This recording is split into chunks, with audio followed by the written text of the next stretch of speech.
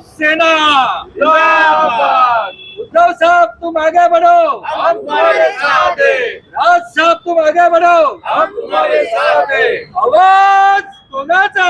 शिवसेनेचा। ही ताकद कोणाची? शिवसेनेची। नमस्कार, मीडिया भारत न्यूज मध्ये आपलं स्वागत। मी आहे प्रफुल्ल केदारे। आपण जाणून घेत आहोत उल्हासनगर मधील सार्वत्रिक निवडणुकांच्या अनुषंगाने इथल्या उमेदवारांचे अजेंडे काय आहेत, इथल्या जनतेचा अजेंडा काय आहे। मी सध्या आहे प्रभाग क्रमांक 13 मध्ये, जिथे उभाटा आणि मनसे युतीचे काही उमेदवार आपलं भवितव्य आजमावण्यासाठी इथे उभे आहेत। माझ्यासोबत आहेत प्रीती भोसले। काय वाटतंय तुम्हाला, कुठपर्यंत तयारी आहे, हवा कोणाची आहे? हवा तर आमचीच आहे, मशालचीच आहे। नक्कीच यावेळेस मशाल दगदगणार आहे आणि आमच्या उद्धव साहेबांच्या शिवसेनेचा विजय निश्चित आहे। पण तुमच्या प्रतिस्पर्धी जे आहेत ते बलाढ्य आहेत, मोठ्या पक्षाचे आहेत, धनशक्तीने व्याप्त आहेत। तुमचा निभाव लागेल का?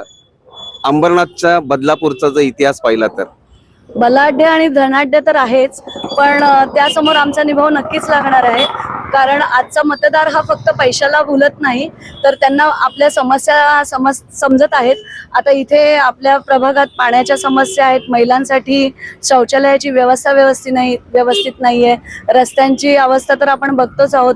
दररोजचे ह्या लालचक्की चौकात तिन्ही बाजूनी गाड्या आल्यानंतर दररोजचे दिवसभरात कमीत कमी 20 जण तरी पडतात आणि ह्या रस्त्यांच्या अवस्थेमुळे त्यांना ते भोगावं लागते। तर या सगळ्या ह्याच्यामुळे नक्कीच आता नागरिकांमध्ये आले समज की आपण आपल्या उद्धव साहेबांच्या शिवसेनेलाच निवडून द्यायचंय यावेळेस। हे जे म्हणतात की शहराची दुरावस्था, इथल्या प्रभागाची दुरावस्था, याला जबाबदार कोण? याला जबाबदार आता जे काय प्रशासन मन आहे आणि जे नगरसेवक पूर्वीपासून होते, ज्यांनी 20-20, 25-25 वर्ष सत्ता भोगली, अशा लोकांना शक्य झालं नाही। जे काम पेंडिंग असतात ते मनसे आणि उद्धव सेनेचे लोक कार्यकर्ते म्हणून करतात, सत्ता नसताना। आम्हाला सत्ता दिल्यानंतर आम्हाला माहिती आहे कसं काम करायचंय। ह्या विकास, या वार्डाचा विकास, या प्रभागाचा विकास हेच आमचा ध्येय असेल। आणि कोणत्याही मतदाराला बाहेर फिरायला किंवा महापालिकेत जायला लागणार नाही। आमच्या ऑफिसमधून काम करून जा, तुमची समस्या या ठिकाणी सोडवली जाईल। माझ्या सोबत आहेत प्रशांत धांडेजी। प्रामुख्याने सुभाष टेकडी म्हणा किंवा हा जो प्रभाग आहे, इथल्या पाणी एक समस्या सोडली तर आणखी कोणत्या कोणत्या समस्या आहेत? हे बघा, पाण्याची तर समस्या तर भरपूरच आहे। सुभाष टेकडी परिसर जर आपण घेतला तर त्या ठिकाणी 2012 नंतरची जी परिस्थिती झालेली आहे, पाणी आहे पण वेळ नाही आहे। रात्री 12-1 वाजेपर्यंत आमच्या माया बहिणी तिथे पाणी भरतात। सकाळी उठावं लागतं, त्यांना पोरा बाळांचे डबे बनवायचे असतात, शाळेत सोडायचे असतात, नवऱ्यांचे डबे बनवायचे असतात। अशा परिस्थितीमध्ये रात्री त्यांना झोपायला उशीर होतो आणि आरोग्याचा देखील प्रश्न तिथे निर्माण होतो।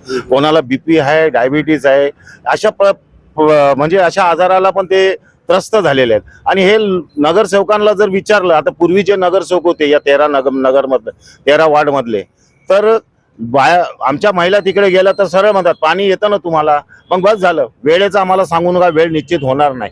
अरे पण ह्या प्रशांत दांडेंनी 2007 ते 2012 मध्ये करून दाखवलं होतं। 9ची वेळ होती आणि त्यानंतर 2012 नंतर वेळ का बदलली, हा खरा म्हणजे मुद्दा आहे। आणि दुसरी गोष्ट, सुभाष टेकडी चौकामध्ये 1,20,20 लाखाचा जो पुतळ्यासाठी निधी दिलेला आहे, त्यामध्ये पण बघा ना किती मोठा भ्रष्टाचार झालाय। 10 वेळ तर ते आम्हाला रिपेअर करावं लागतं।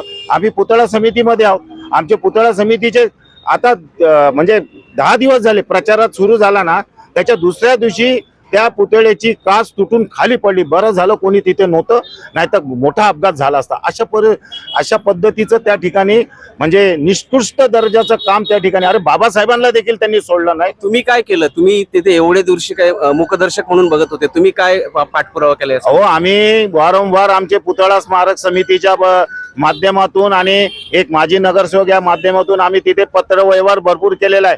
अहो, ह्याच प्रशांत दांडेंनी तिथं आवाज उठवला, निकृष्ट दरवाजा काम बंद केलं होतं। पण त्या ठिकाणी प्रशासन आल्यानंतर परत थोडंसं चालबल झाली आणि नंतर परत ते चालू झालं।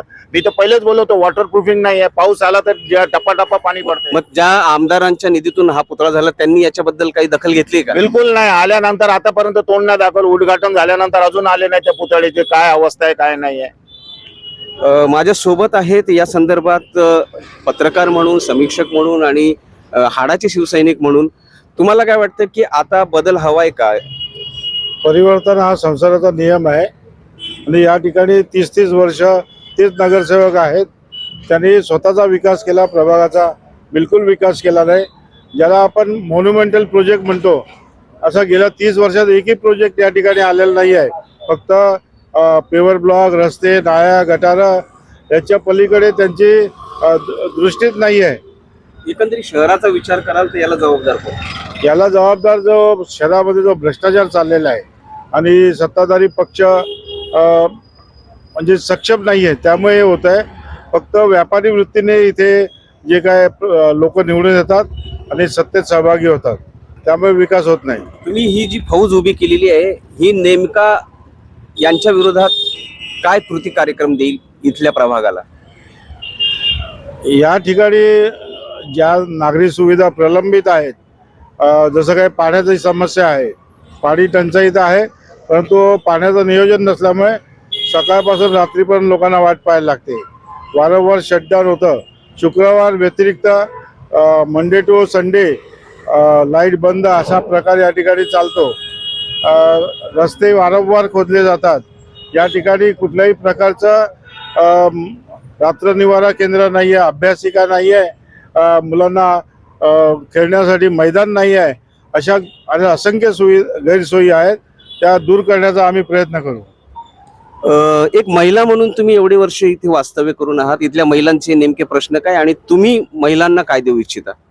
महिलांसाठी इथे आता ह्या महिला पाण्यासाठी रात्रंदिवस जागून दिवसभर काम करून थोडंसं त्यांना विरंगुळा म्हणून काहीतरी महिलांना उद्यान हवंय, तिथे त्या थोडा वेळ तरी आपला घालवावा मैत्रिणींमध्ये. त्यासाठी महिलांसाठी एखादं उद्यान असावं आणि ते आम्ही करण्याचा प्रयत्न करू. मुलांसाठी वाचनालयाची गरज आहे. आपल्याकडे शववाहिका आणि रुग्णदायिनी याही नाही आहेत, रुग्णवाहिका आणि शवदाहिनी पण नाही आहेत, तर त्यांची पण व्यवस्था करावी. ॲम्ब्युलन्स खूप कमी आहेत आणि रिक्षा स्टँड कमी आहेत. लोक जर आजारी पडले, इमर्जन्सी असेल तर लालचक्की चौकापर्यंत रिक्षासाठी यावं लागेल, तर रिक्षा स्टँड वाढवण्याचा प्रयत्न करू. माझ्या सोबत आहेत उबाटाचे नेते आणि संपर्क प्रमुख भोसले साहेब, प्रफुल्ल भोसलेजी.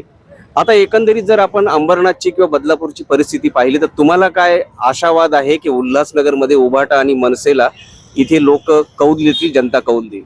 नाही, लोक तर जनता तर कौल देणार नक्की, पण माझं जरा विकासाबद्दल वेगळं मत आहे.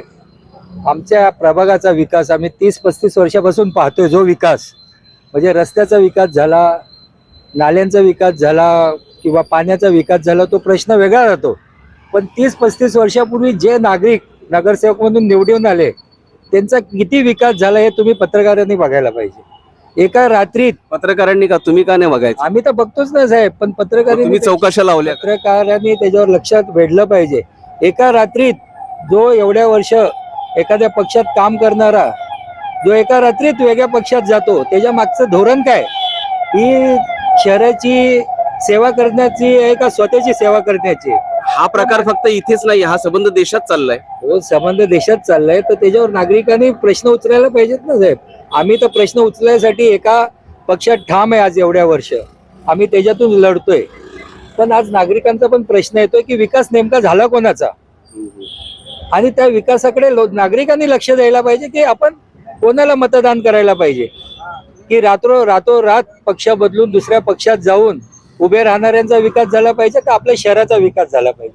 म्हणून शहराचा विकास करण्यासाठी लोकांनी आपलं बुद्धीचा वापर करून मतदान करावं, एवढीच माझी इच्छा आहे. दिलीपजी, तुम्हाला काय वाटतं, मतदारांना काय आवाहन कराल तुम्ही या निमित्तानं? मतदारांना आम्ही फिरताना आव्हान करतोय की मतदारांना जो आता त्रास आहे वर्षानुवर्ष, तो त्रास घालवण्यासाठी मतदारांचे काम, प्रत्येक काम घरामध्ये मॅटर झालं, मुलींची छेडछाड झाली, कोणाची मारहाण झाली, मनसे पुढे धावते. मग जेव्हा तुम्हाला मतदानाचा दिवस येतो तेव्हा तुम्हाला मनसे आणि उंबरठा सेना आठवली पाहिजे, अशी माझी मतदारांना आव्हान आहे. तुम्ही काय आव्हान कराल मतदारांना? मतदारांना हेच आव्हान करू की आता तरी जागे व्हा, डोळे उघडा आणि मत द्या. खर तर इथे उबाटा आणि मनसे या प्रभागात दंड थोपटून उभी आहे. मतदार यांना किती कौल देतात, मतदार यांच्या बाजूने किती डोळे उघडून जागृतपणे आपला लोकशाहीचा हक्क बजावतात आणि 16 तारखेला आपल्याला इथे कळेल की ह्या फौजेच्या मागे इथली जनता किती ठामपणे उभी आहे.